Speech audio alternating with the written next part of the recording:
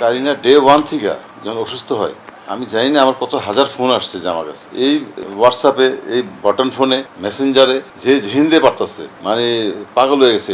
সে অসুস্থ হওয়ার পর বুঝলাম যে এত লক্ষ লক্ষ তার ফলোয়ার্স এবং তাকে যে ভালোবাসে মানুষ, তার ইয়েগুলি ভিডিওসগুলি লাইক করে, মানে কোথার থেকে ফোন করতেছে যে কিভাবে পাইছে। খালি আমার তো ফেসবুক ওপেন, আমি লক করে রাখি না, মেসেঞ্জার তো হোক এইটা হোক, মানে আমার সমানে কীভাবে জানি আমার নম্বরও পাওয়া যায়। আর আমিও সব নম্বর ধরি, হ্যাঁ, যে এখনও রিং বাজতেছে, মানে সাইলেন্ট করে রাখছি। তো এই যে ফেসবুক ঘুরে, মানে তার যে কোনো ফেসবুক খুললেই কারিনার আশ্চর্য। এবং আমি এই কারিনা এখানে এই কন্টেন্ট ক্রিয়েশনে আসার পর এত দ্রুত তার মানে মানে জনপ্রিয় হয়ে গেছে, এটা কল্পনা করার বাইরে। I feel really proud. মানে আমি কোনো জায়গায় গেলে ইয়াং ক্লাবের অনেক সময় আসে, স্যার স্যার একটা ছবি তুলবো, আমি তুমি চিনো আমার? হ্যাঁ চিনি তো, কারিনা স্যার আব্বার না, মানে আমি প্লেয়ার, আমি তো প্লেয়ার ছিলাম, এটা জানো? এটা জানি আমি। কারিনা অনেক ভিডিওতে বলে আপনাকে নিয়ে করে, আন্টিকে নিয়ে করে, আপনি আরো করেন না কেন? আমি কি করি, এরকম ঝামেলার কাজ এগুলি, মানে আমার ইয়ে লাগে না, সময় দিতে হয়, অনেক ইয়ে হয়। তো কারিনা দেখবেন যে অনেক ফানি ভিডিও আমাকে নিয়ে, তার মাকে নিয়ে,